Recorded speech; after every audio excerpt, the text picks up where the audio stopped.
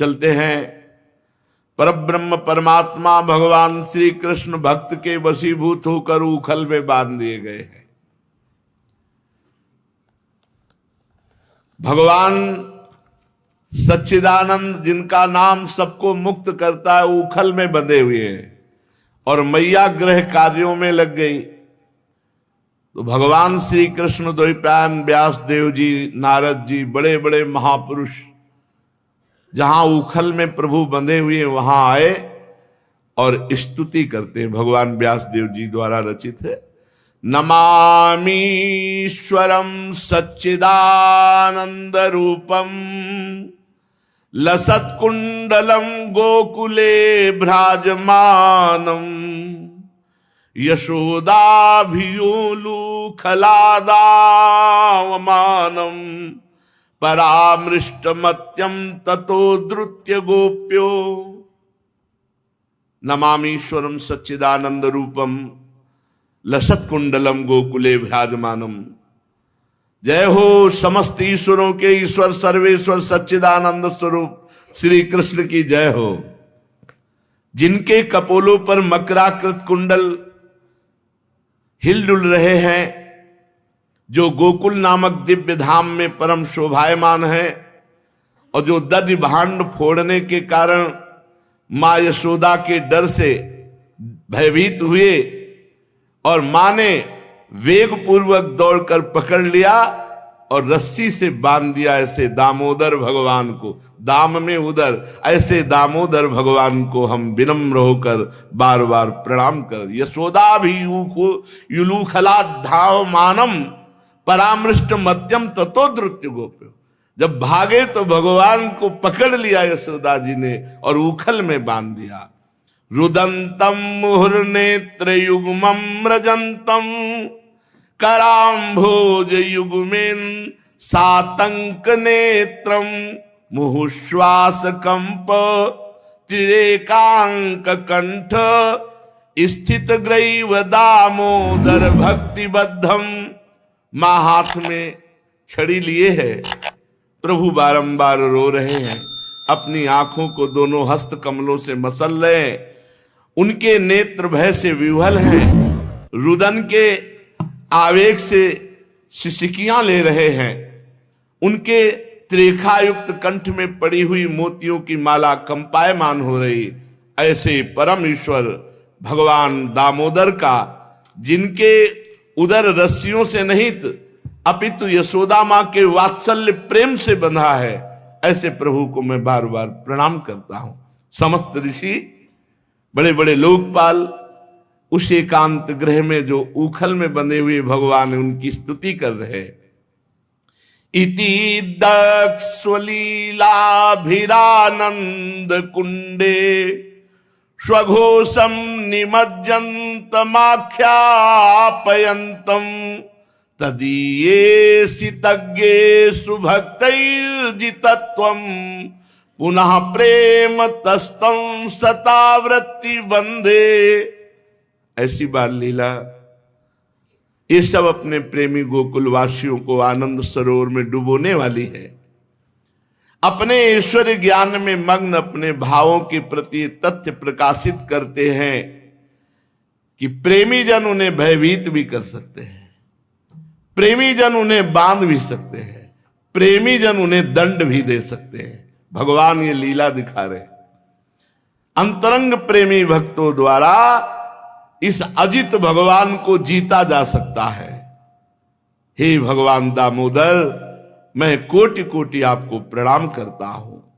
वरम देव मोक्षम न मोक्षावधिम वा न चान्यम व्रणेहम वरे साध पीह इदम ते वपुरनाथ गोपाल बालम सदा में मनस्या विरस्ताम किमन्यई। हे प्रभु, यद्यपि आप हर प्रकार के वर देने में समर्थ हैं, तथापि मैं आपसे ना तो मोक्ष चाहता हूं, ना वैकुंठ का सुख चाहता हूं प्रभु,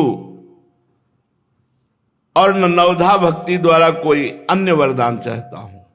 नाथ, मेरी बस इतनी इच्छा है कि ये जो आपका बाल गोपाल रूप है ये सदैव मेरे हृदय में स्फुरित रहे। इस वरदान से बढ़कर और किसी वरदान से हमारा क्या प्रयोजन। इदं ते मुखाम्भोजमत्यंत नीलैर् वृतं कुन्तलैः स्निग्ध रक्तैश्च गोप्या मुहुश्चुम्बितं बिम्ब रक्ताधरं मे मनस्या विरस्तामलं लक्षलाभै। हे प्रभु, लालिमा युक्त कोमल श्याम वर्ण के घुंघराले बालों से घिरा हुआ आपका मुख कमल मैया यशोदा जी के द्वारा बार बार चुंबित हो रहा है। आपके ओठ बिंबा फल की भांति लाल हैं। आपके मुखमंडल का ये सुंदर दृश्य मेरे हृदय में सदा विराजित रहे। मुझे लाखों प्रकार के दूसरे लाभों की कोई आवश्यकता नहीं, इसलिए प्रभु मुझे और कुछ ना देकर बस ये बाल गोपाल रूप मेरे हृदय में स्फुरित हो। नमो देव दामोदरानंत विष्णु प्रसीद प्रभो दुख जालाब्धिमग्नम कृपा दृष्टि वृष्ट्याति दीनम बतानु गृहाणे समामज्ञ मेध्यक्ष दृश्य। हे भगवान, मैं आपको प्रणाम करता हूं, मैं आपको बारंबार प्रणाम करता हूं। हे दामोदर, हे अनंत, हे नारायण, हे विष्णु, हे नाथ, मुझ पर प्रसन्न हो जाइए। मैं दुख के सागर में डूबने जा रहा था, आपने कृपा दृष्टि की वर्षा करके मुझे बचा लिया। मुझ दीनहीन शरणागत का उद्धार कीजिए और मेरे नेत्रों में समा जाइए। ये रूप आपका मेरे नेत्रों में बस जाए।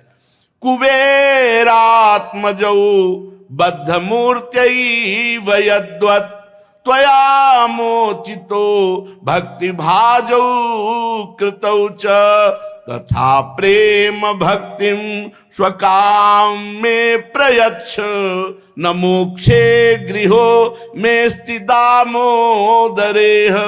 हे भगवान, हे दामोदर, जिस प्रकार आपने ये दामोदर रूप से नलकुबर मणिग्रीव नामक कुबेर पुत्रों को शाप से मुक्त करके महान बना दिया, उसी प्रकार मुझे भी आप अपनी प्रेम भक्ति प्रदान कर दीजिए। यही मेरी एकमात्र कामना है। मुझे किसी प्रकार से मोक्ष की कोई इच्छा नहीं। नमस्ते स्तु दाम्ने स्फुरद्दीप्ति धाम्ने त्वदीयोदरायाथ विश्वस्य धाम्ने नमो राधिकायै त्वदीय प्रियायै नमो अनंत लीलाय देवाय तुभ्यम।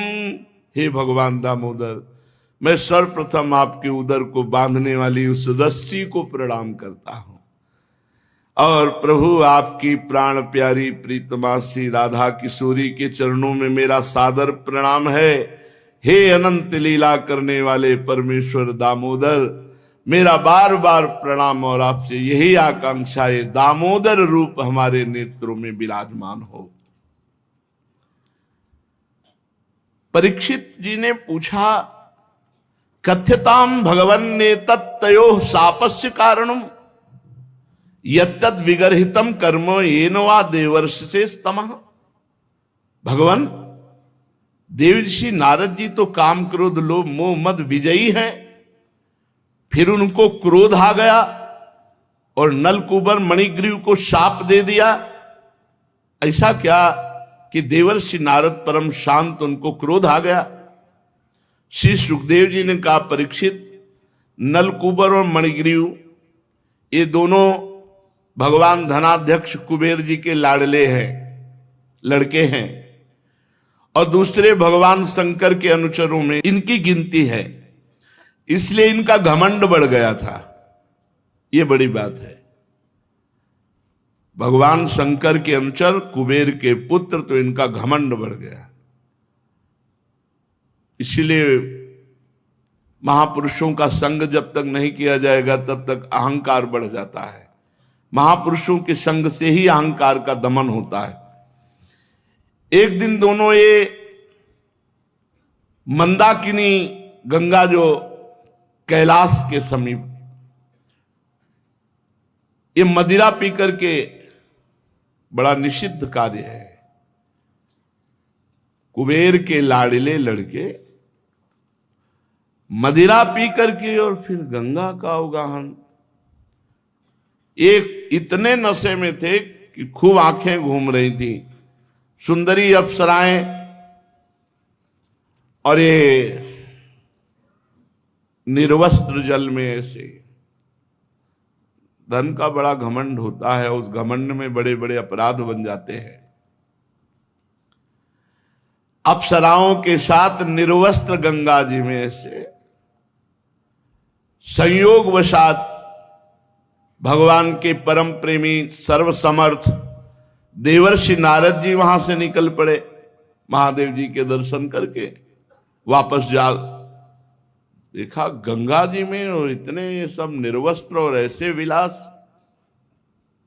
आग लग गई परम पवित्र गंगा जी में, इनको कैसे। अप्सराएं तो भयभीत होकर, लज्जा से युक्त होकर तत्काल वस्त्र धारण किया और जाकर देवर्षि नारद जी को प्रणाम किया। लेकिन ये दोनों ऐसे ही खड़े रहे, बहुत नशा किए हुए, उन्मत्त एकदम।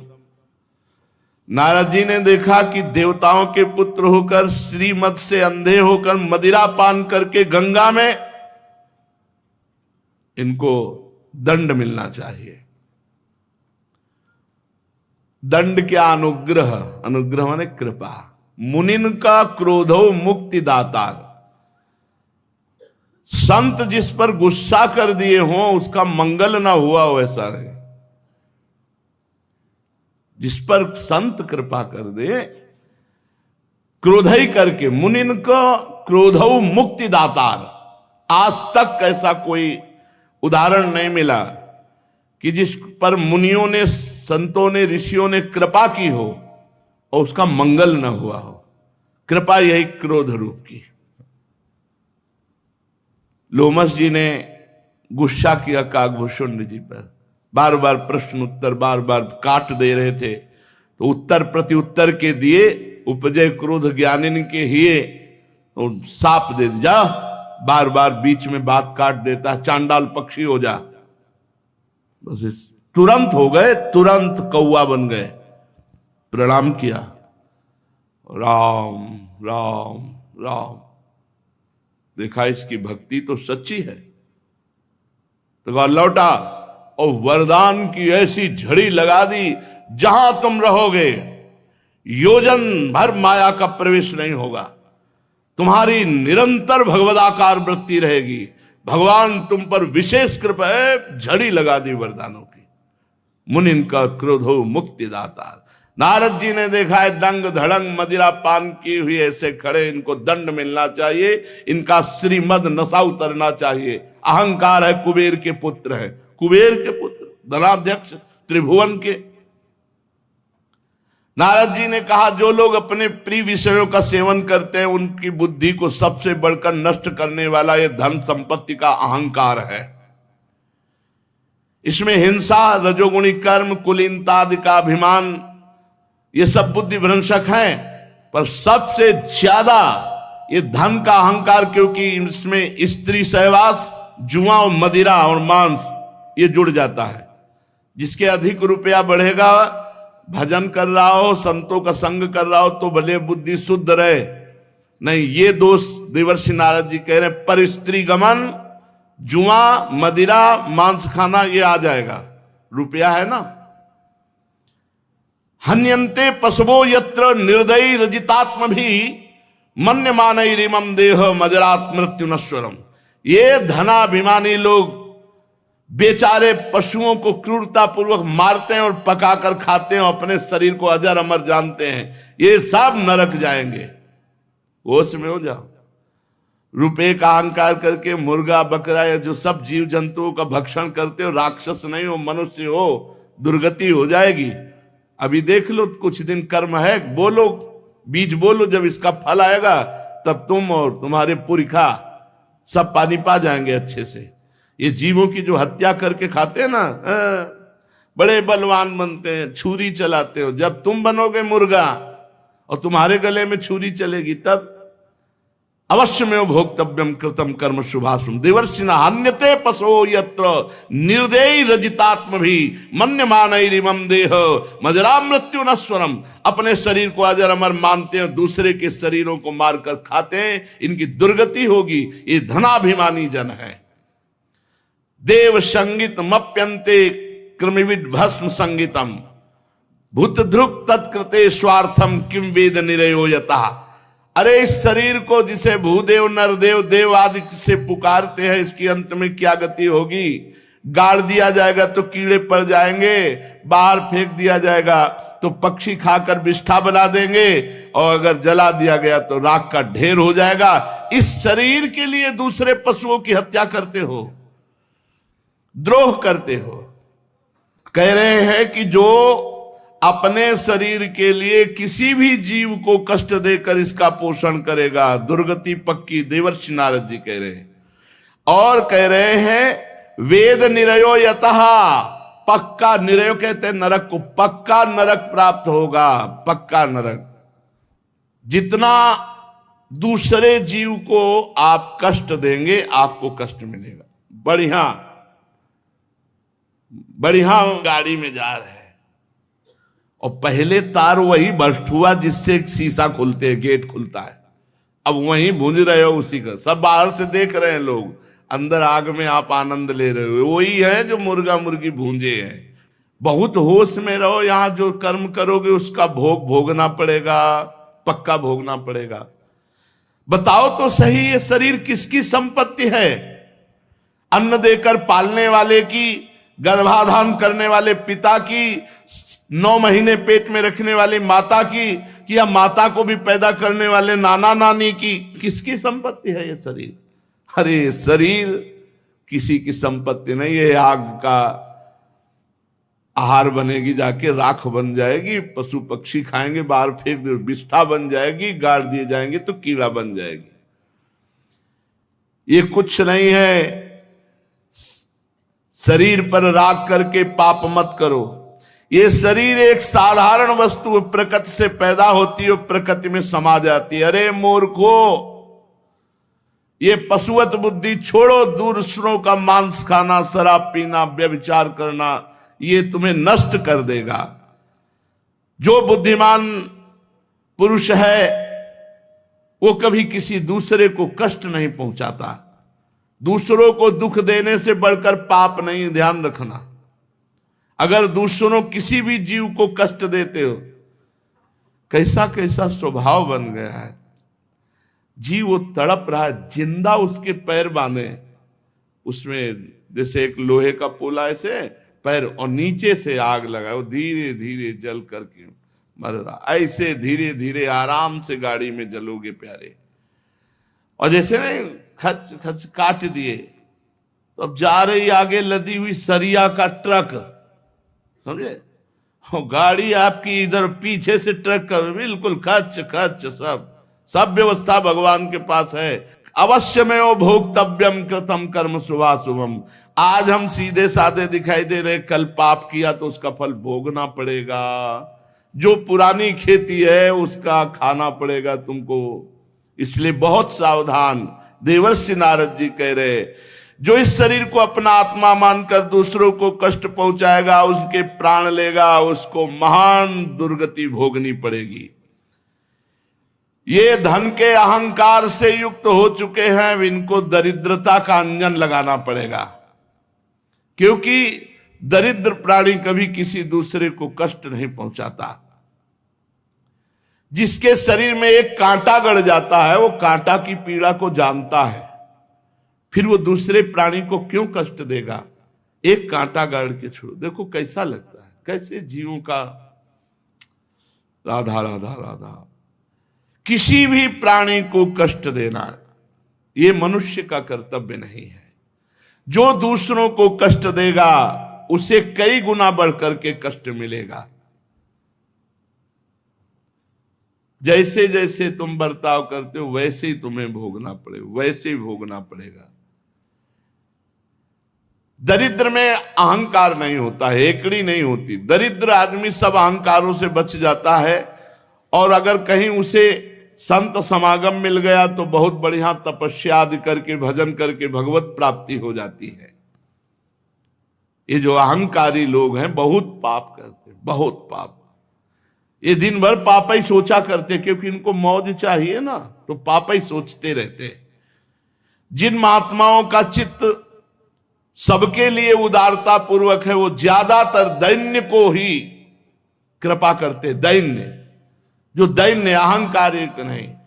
इसलिए भगवत रसिक जी ने लिखा है कि सबसे हमारी मित्रता है, सबके चरणों में हम झुक रहे हैं, लेकिन इस देहाभिमानी जो अहंकारी, इनसे बहुत दूरी। जो धनाभिमानी, इनसे बहुत दूरी। भूत भविष्य लोक में भये हुए हरि प्यारे, 300 व्यवहार हमारो अभिमानिनते न्यारे। ये धनी पुरुषों की चाटुकारिता नहीं करनी चाहिए। नहीं, भूत भविष्य लोक में जो भय हरि प्यारे, सबके हम दास हैं, सबकी सेवा, लेकिन धनाभिमानियों की नहीं, धनाभिमानियों से नहीं। अगर आप हमारे सामने 10 रुपए रखते हो तो मैं जानता हूं श्री जी ने भेजा है। हम आपको नहीं जानते, दोबारा मिलोगे तुम राधे श्याम तुमसे नहीं करेंगे। एक बार एक अपने प्रियजन को बताया था, ये जिंदगी भर रबड़ी खवाओ, लेकिन हम यही जानते विश्वम्बर भगवान के द्वारा आप भेजे गए हैं, इसलिए ऐसा हम आपका एहसान कभी नहीं मानेंगे। और यहाँ कई बार कह चुके हैं कि जिसको लगता हो राधा केल कुंज हमसे चलते, तुम्हें कसम भगवान की यहाँ चवन्नी मत चढ़ाना। यहाँ भगवान से ही चलता है, भगवान के ही आश्रित है। और एक भी धनी ऐसा नहीं है, एक भी ऐसा। असत कर्म के द्वारा कमाई करने वाले धनियों के दान से बचो। चैन से नमक रोटी खा के राधा राधा बोलने की भावना रखो। रबड़ी रसगुल्ला खाओगे तो माथे से निकलेगा पक्का, वो उसके ईंट मारेगा, वो उसके डंडा मारेगा। ये है, हम प्रत्यक्ष की देखी हुई बात कह रहे। तो नारद जी कह रहे, दुर्गुणों के खजाना, दुराचारियों की जीविका चलाने वाले धन के अभिमानियों को दूर से इनकी उपेक्षा करो। इनको लगे कि सर्वत्र रुपए का जूता मारकर झुका लेते हैं, लेकिन एक स्थान है साधु महात्माओं का, जहां नहीं चलता। ए उठा, हमें नहीं जरूरत है, जा। सामने तो गुरुदेव भगवान के ऐसे कोई कर नहीं सकता। वो दर्शन करने गए थे, हम भी दर्शन करने गए थे, लौट के आए, सिलेंडर, चूल्हा, कुकर, कितनी चीजें ऐसे, सब पूरी व्यवस्था। क्योंकि गुरुदेव भगवान आज भी अपनी श्री जी का भोग अपने कर कमल से, गाय के गोबर के कंडे और लकड़ी से आज भी बनाते हैं, अपने कर कमल से। अस्वस्थ होंगे तो उपवास कर लेंगे, रोटी नहीं पाएंगे। स्वस्थ होंगे तो अपने कर कमल से बना के भोग लगाया, फिर पाया। जो हमारे दो का किसने रखा, हमें नहीं महाराज जी पता। सच्ची तो बोले उठाओ परिक्रमा मार्ग में रखे।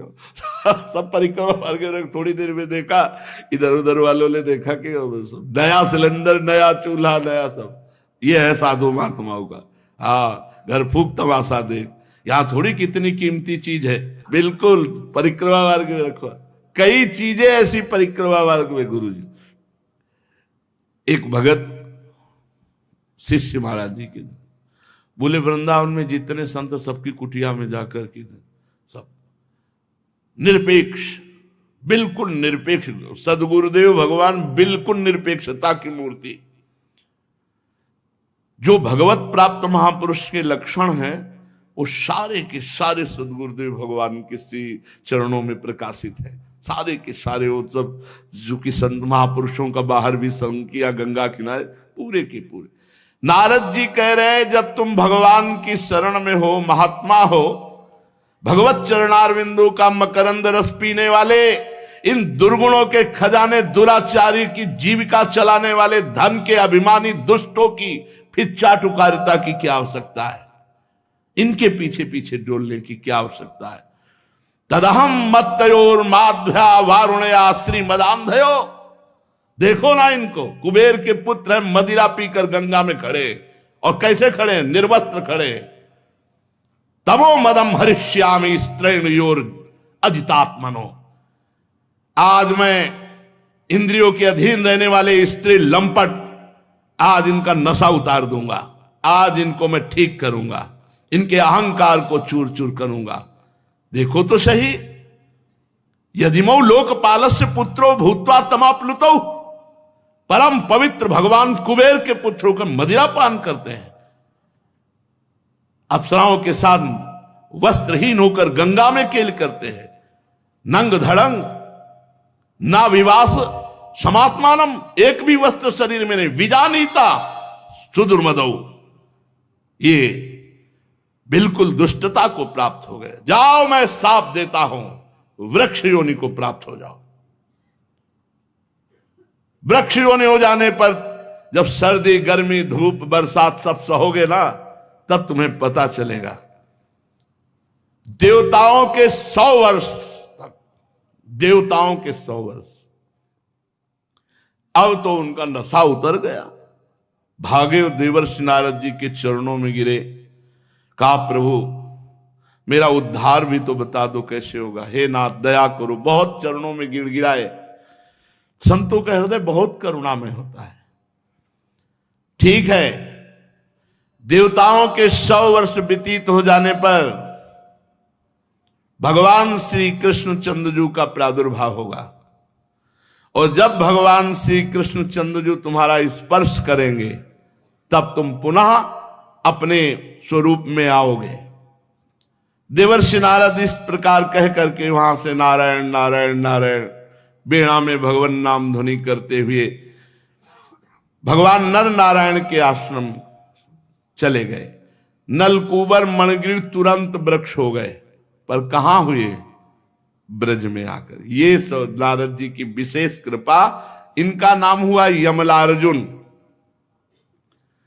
अब भगवान इनका उद्धार करने का समय आ गया है, तो धीरे धीरे उखल घसीटते हुए यमलार्जुन की तरफ चले।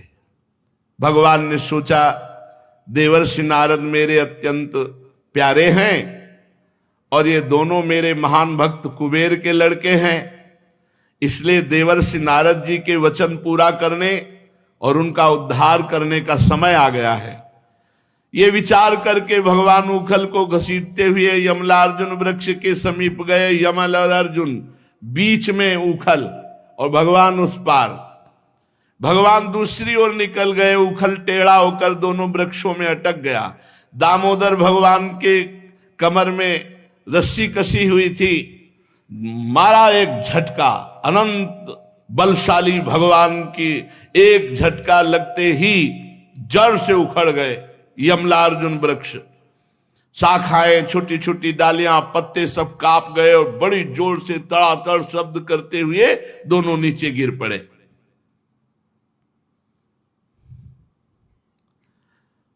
भगवान अपनी कृपा दृष्टि से भी तो मुक्त कर सकते थे, पर वृक्षों के पास जाकर जो भगवान ने उखल अड़ा करके ये कृपा विशेष की, क्या उनका स्पर्श पड़ा। भगवान कृपा दृष्टि से भी मुक्त कर सकते थे, संकल्प से भी मुक्त कर सकते। भगवान उनको स्पर्श प्रदान किया, भगवान श्री कृष्ण का स्पर्श प्राप्त हुआ। वृक्षों के तड़ातड़ शब्द से पूरा ब्रजमंडल कांप गया और 2 तेजस्वी पुरुष प्रकट हुए। सारा पाप नष्ट हो चुका था, उनके तेज से दिशाएं दमक उठी। संपूर्ण लोकों के स्वामी भगवान श्री कृष्ण के चरणों में साष्टांग लौट गए और हाथ जोड़ करके दोनों स्तुति करने लगे। कृष्ण कृष्ण महायोगिस त्वमाद्यः पुरुषः परः व्यक्त्या व्यक्तमिदं विश्वं रूपं ते ब्राह्मणा विदुः त्वमेकः सर्वभूतानां देहा स्वात्मेन्द्रियेश्वरः त्वमेव कालो भगवान् विष्णुरव्यय ईश्वरः त्वं महान् प्रकृतिः सूक्ष्मा रजः सत्त्वतमो मयि त्वमेव पुरुषोऽध्यक्षः सर्वक्षेत्र विकारवित्। हे कृष्ण सच्चिदानंदमय श्री कृष्ण, सबको अपनी ओर आकर्षित करने वाले योगेश्वर श्री कृष्ण, आपको नमस्कार है। आप प्रकृति से अतीत स्वयं पुरुषोत्तम हैं। वेदज्ञ ब्राह्मण ये बात जानते हैं कि ये व्यक्त और अव्यक्त संपूर्ण जगत हे श्री कृष्ण आपका ही रूप है। आप ही समस्त प्राणियों के शरीर बने हैं, प्राण बने हैं, अंतःकरण बने हैं, इंद्रिया बने हैं और इनके स्वामी भी आप ही हैं। आप ही सर्वशक्तिमान काल, सर्वव्यापक एवं अविनाशी ईश्वर, आप ही महातत्व वह प्रकृति हैं जो अत्यंत सूक्ष्म एवं सतोगुण रजोगुण तमोगुण रूपा है। आप ही समस्त प्रकृति के गुणों और विकारों के द्वारा आप पकड़ में नहीं आ सकते। स्थूल और सूक्ष्म शरीर के आवरण से ढका हुआ ऐसा कौन सा पुरुष है जो आपको जान सके, क्योंकि आप तो उन शरीरों के पहले भी एक रस विद्यमान थे। तस्मै तुभ्यं भगवते वासुदेवाय वेद से आत्मद्युत गुणैश्छन्नो महिम्ने ब्रह्मणे नमः। समस्त प्रपंच के विधाता भगवान वासुदेव को हम नमस्कार करते हैं। प्रभु, आपके द्वारा प्रकाशित होने वाले गुणों से ही आपने अपनी महिमा छिपा रखी है। हे परब्रह्म स्वरूप श्री कृष्ण, हम आपको नमस्कार करते हैं। आप प्रकट शरीर से रहित, फिर भी जब आप ऐसे पराक्रम प्रकट करते हैं जो साधारण शरीरधारियों के लिए शक्य नहीं है और जिनसे बढ़कर क्या उनके समान भी कोई नहीं कर सकता, तो पता चल जाता है कि आपका अवतार हो गया है। प्रभु, आप ही समस्त लोगों के अभ्युदय और परम कल्याण के लिए इस समय अपनी संपूर्ण शक्तियों से अवतार धारण किए हुए हैं। आप समस्त अभिलाषाओं को पूर्ण करने वाले परम कल्याण साध्य स्वरूप आपको नमस्कार, परम मंगल साधन स्वरूप आपको नमस्कार, परम शांत सबके हृदय में विहार करने वाले यदुवंश शिरोमणे आपको नमस्कार है।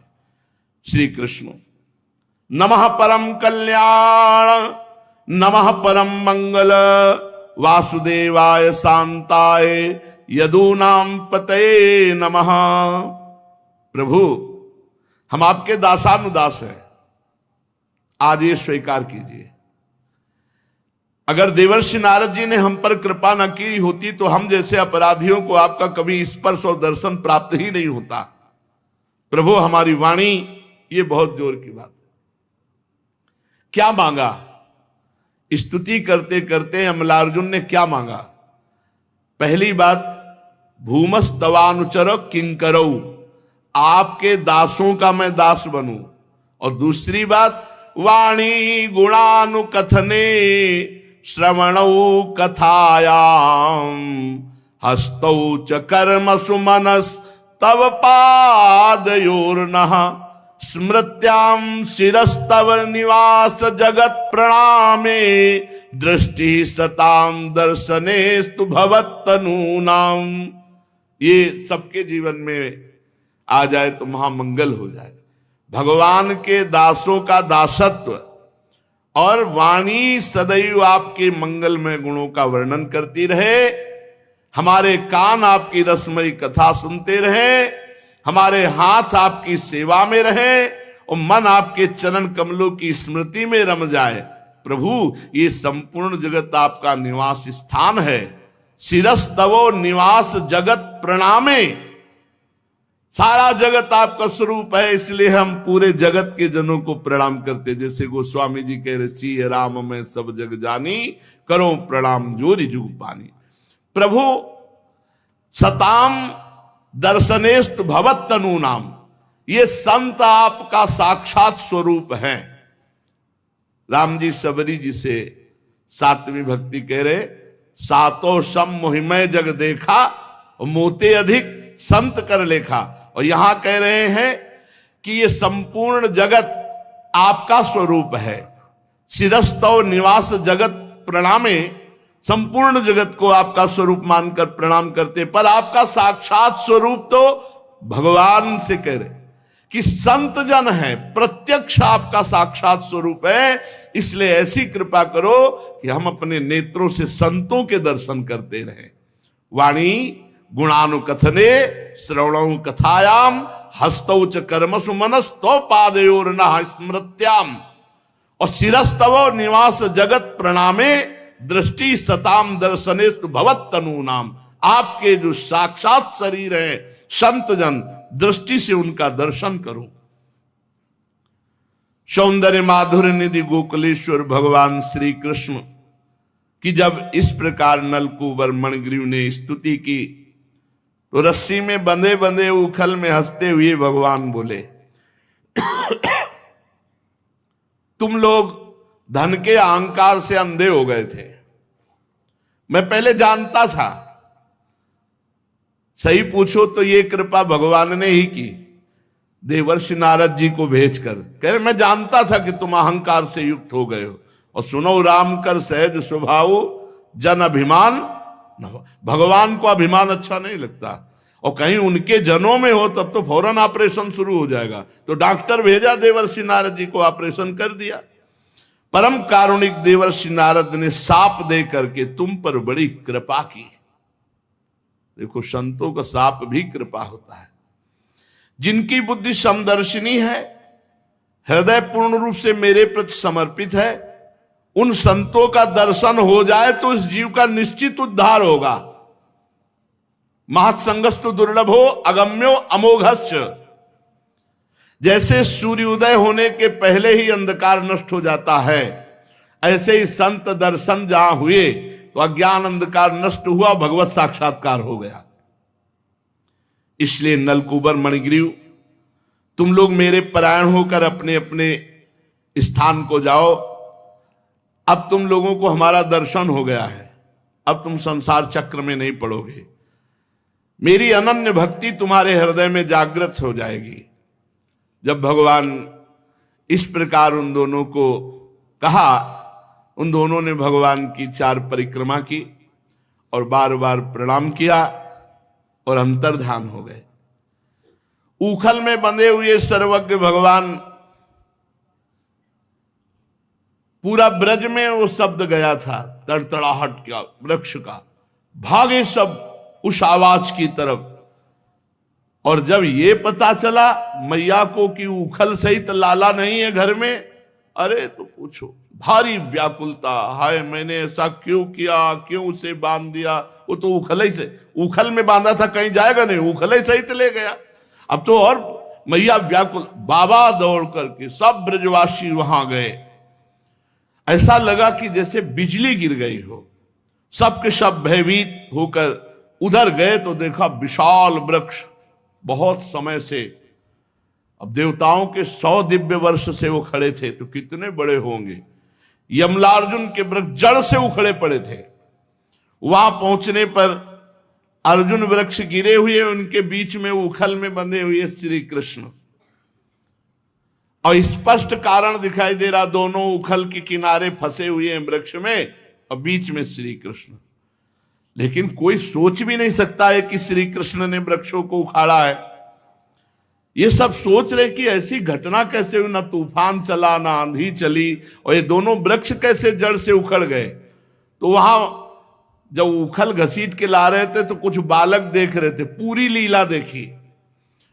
बालकों ने कहा, बाबा हम बताएं, ये जो दोनों वृक्ष गिरे कन्हैया ने गिराया है, ये कन्हैया का काम है।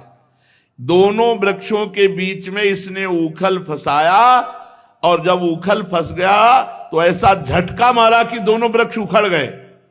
और हमने इन 2 वृक्षों में से 2 दिव्य पुरुष निकलते हुए देखे जो बहुत चमक रहे थे। और बाबा वो बार बार इनकी दंडवत कर रहे थे, प्रार्थना कर रहे थे, कह रहे थे भगवान भगवान, ऐसा कह रहे थे। चल गोप बाल को, इतना छोटा कन्हैया इतने बड़े बड़े वृक्ष उखाड़ देगा। अरे एक नन्हा सा बच्चा जो घास उखाड़ नहीं सकता है, वो वृक्षों को उखाड़ देगा, संभव नहीं है। पर कुछ वयोवृद्धों ने कहा, बाबा पूतना की छाती में यही था, छकड़ा में लात इसी ने मारा था, बालकों ने भी बताया था, आप माने नहीं। हो सकता है श्री कृष्ण में ऐसी कोई यौगिक सिद्धि हो जिससे ऐसा किया हो। अरे नंद बाबा ने कहा, तुम सब क्या बक रहे हो, मेरा बच्चा, दौड़ के वात्सल्य दौड़ के गए और बाबा ने रस्सी की गांठ उखल से खोली, छाती से लगाया, और यशोदा मैया से डांट कर कहने लगे, तुम्हें क्या सूझ गया है, लाला को ऐसे उखल में बांधना चाहिए, रस्सी में बांधना चाहिए। क्या कमी अपने घर में अगर माट फोड़ दिया दे। अब भैया तो आंसू बह रहे हैं कि गलती हो गई, लाला को कष्ट से बचा लिया हमारे भगवान नारायण ने, नहीं कहीं वृक्ष के नीचे दब जाता, ये नहीं पता साक्षात नारायण का अंशी ये श्री कृष्ण है। सर्वशक्तिमान भगवान को गोद में उठा लिया बाबा और मैया ने बड़ा दुलार करते हुए ले गए। फिर अभिषेक आदि करके विप्रों को बुलाया, दान पुण्य किया। कभी कभी गोपी भी स्तोभितो नृत्यत भगवान बालवत क्वचित उद्गायति क्वचिन मुग्धस तद्वशो दारु यंत्रवत। कभी कभी गोपियां बुला लेती, 8-10 खड़ी हो गई, तालियां बजाए, नाच लाला, नाच के दिखा, ये नाच रहे श्री कृष्ण चंद्र। कभी कभी भोले अनजान बालकों की तरफ खड़े हो जाते, ए गा, तू कुछ गा के सुना, गाने लगते। आहा, उद्गायति क्वचिन मुग्धस तद वशो दारु यंत्रवत। गोपियों के हाथ के कठपुतली, और वैसे क्या कहा गया है, उमा दारू जोशित की नाई सब ही नचावत राम गोसाई। और ये यहां स्वयं दारु यंत्रवत गोपियों के हाथ की कठपुतली, जैसा गोपी चाहे वैसे नचावे। कभी कोई गोपी कहती, ए लाला वो बैठने का पीढ़ा तो लाना, तो सर पर पीढ़ा लग करके।